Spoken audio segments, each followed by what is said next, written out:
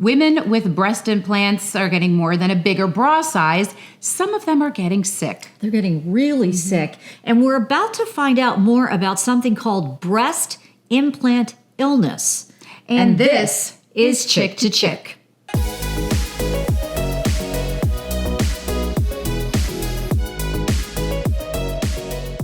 Okay, so I have a confession to make. Okay. And I don't really talk about this very much, but I do have breast implants. And I got them over 20 years ago at a time that I just felt like I needed them for me. But I have to tell you, in light of so many women having illnesses after having implants from either a long time or a short time, it makes me a little leery. Yeah, a lot of women are having problems. 400,000 people get breast implants every year, and about 40,000 are having their implants removed because of symptoms that they're having. They're getting sick, and it's something called breast implant illness. Yeah, it's really interesting. And actually, our guest today, she is a TV anchor. Jasmine Brooks is someone who has experienced breast implant illness. Jasmine, thank you so much for joining us today. Hey, ladies, how are you? Hi, Jasmine. We're so appreciative that you're coming on the podcast and being honest and transparent. You had breast implants, you had them removed. Why did you get them? What were you experiencing? And then ultimately you had them removed. So tell us your story. Sure. So I got them 8.5 years ago. I actually went in for a different procedure. I wanted a breast lift. And I was kind of upsold to breast implants. You want fries with that? And I'm like, okay, what do you mean? Well, you won't have any cleavage left if, we lift your boobs. So here we go. Let's pop an implant in there. And so I went with it. And I was expecting to look great. And instead, I think I looked a little disproportionate. I was uncomfortable immediately. And over the past several years, it just went downhill from there until I realized maybe something's going on with these foreign objects in my body that's making me not feel so great. We're talking about localized pain in my breasts, but also pain down my arm. And then I started having some chest pain. So after a big bill with the cardiologist and the ER, I decided to press eject. And you got them out. So she pressed eject. Yeah, she said, immediate, get them out of here. What a very smart move. But was it as simple as you make it sound? Because I have a feeling, if you're going through these symptoms, you're getting tossed around a lot. What was the process like? And how long did it take you to actually realize this isn't good and I need to get them out? Well, I did go to a few plastic surgeons. I went back to the original one and immediately, the gut feeling that we all get and sometimes ignore, you don't ignore it. I said, I can't go back to the same person who isn't acknowledging that there's a real issue here. Went to a second plastic surgeon and he wanted to, again, upsell me. He was trying to upsell me with another procedure. Let's put different implants in. Let's also use, I'm going to tell you, pig skin. Okay. It's pig skin. It was part of this whole journey there, where basically what would happen is it would keep the breast implants in place. There's a thing called capsular contracture out there where your implant can kind of harden and stay very high and tight. It can be painful. So to avoid that, pig skin. And that was kind of the light bulb for me. I'm like, none of this sounds right. What am I doing? Mm-hmm. Right? And all of a sudden, I kind of just prayed about it. And I said to myself, you just got to get them out. They're not serving you. And all of us, we can say as, powerful women in the community, raising, children, you have to be the best version of yourself. Mm-hmm. And now I think I am. So a lot of women are experiencing things like fatigue, joint pain, brain fog, hair loss, rash. Did you experience all of those things? And did you say, it's my implant? Like, when did the light bulb go off? I mean, some people say that they feel like they're dying. Mm-hmm. I have not felt that way. But what I knew was after I had some cardiac issues where my chest was hurting, that really scared me. And when the cardiac doctor cleared me, I just started to really put everything together. Okay, if my actual breasts are hurting, and then there's also pain down my arm, and other things are happening, if it's starting here, I think that, makes a lot of sense, right? But I did not experience those crazy, crazy symptoms like extreme, joint pain and things like that. What's weird is you never know for sure if the breast implants are causing this stuff. I'm a new mom.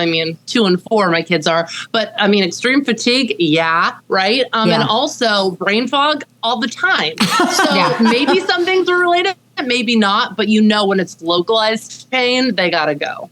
Yeah, no, it's interesting you say that because I'm in my early 50s. So you talked about all those things Flora just listed off and you said, I'm like, because that's menopause.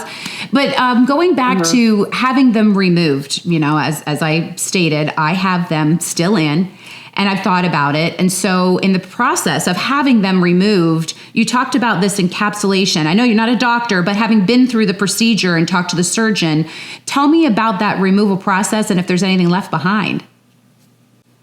So there's a big movement now because if you hop onto Facebook or internet groups, now women who have been experiencing these symptoms are really talking about breast implant illness. So it is not recognized, by the medical diagnosis. It's not a medical diagnosis. So it really is taking women who are experiencing these things to speak up. And there's a big movement for something called en-bloc surgery, which is actually when they take out the entire capsule that your body has formed as a defense mechanism around that breast implant out.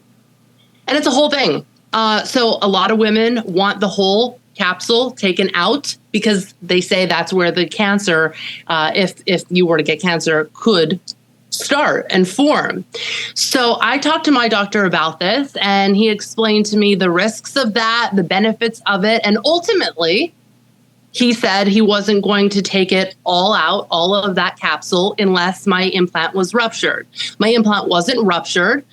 So he did leave some of my capsule in. And I looked at him and I said, well, time will tell, won't it? What else can I do? I'll tell you what I could do. I could go to many doctors. I could do even more research. But to be honest with you, I had some things that I wasn't willing to do. I wasn't willing to travel very far. And I wanted them out as soon as possible with someone who I liked and trusted. And I just wanted them out. So that's a whole nother conversation. Yeah, and the whole process, it does get so exhausting and frustrating when you're going from doctor to doctor. I've always been of this mindset, if you're putting something foreign into your body, it's not natural, your body's probably going to reject it. Do we know what is the cause of breast implant illness? Is it just your body saying, hey, get this foreign matter out of me? Yeah. Do you know? Yeah, so there's never been a proper study or many women followed.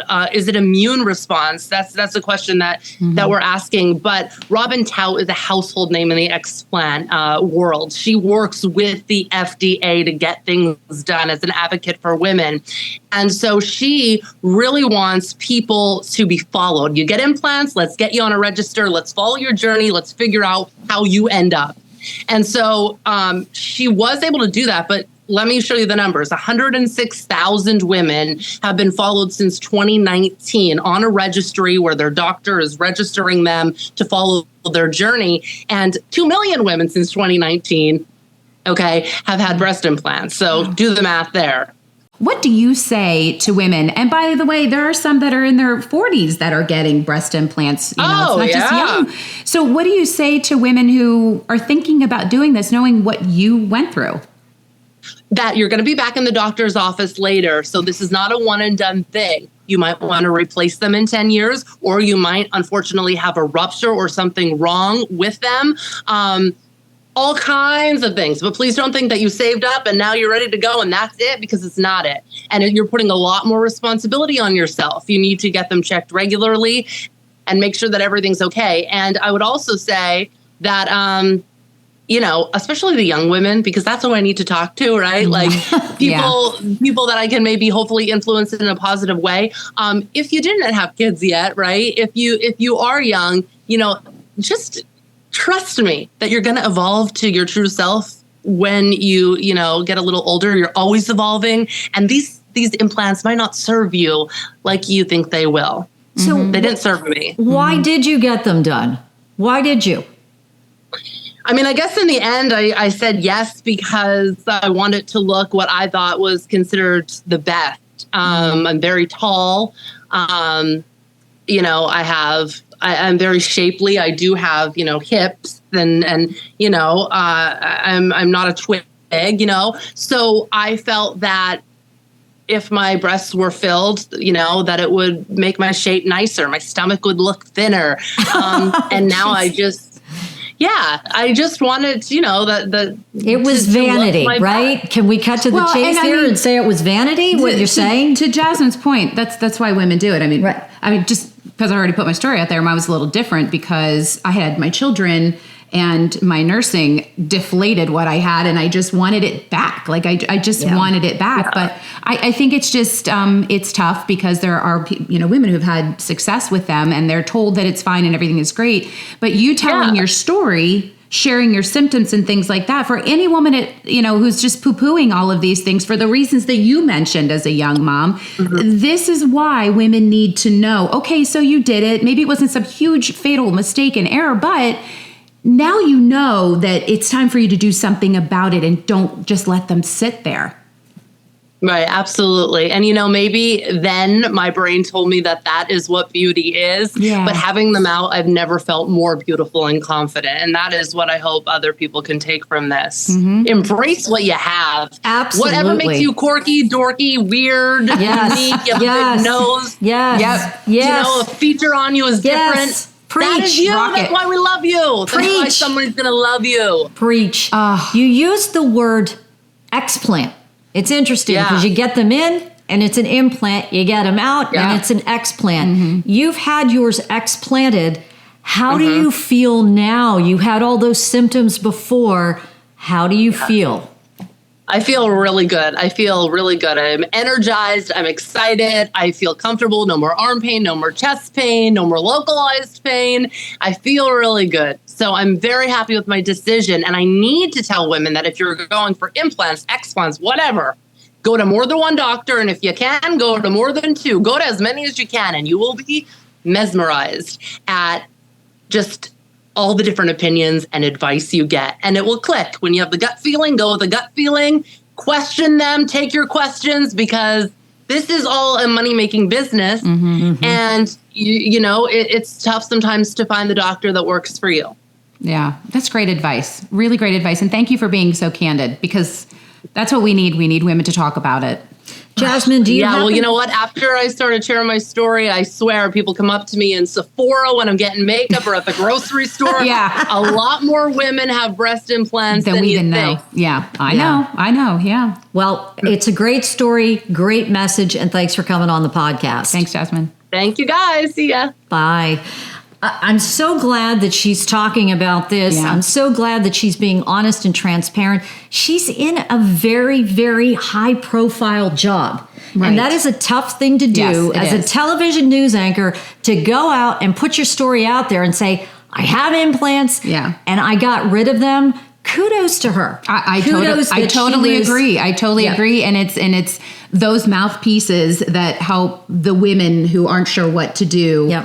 Do what they need to do. So we appreciate her being with us today, and we always appreciate you listening. Do us a favor, if you haven't already, head over to our YouTube channel, like and subscribe until we are back to chirp about another topic.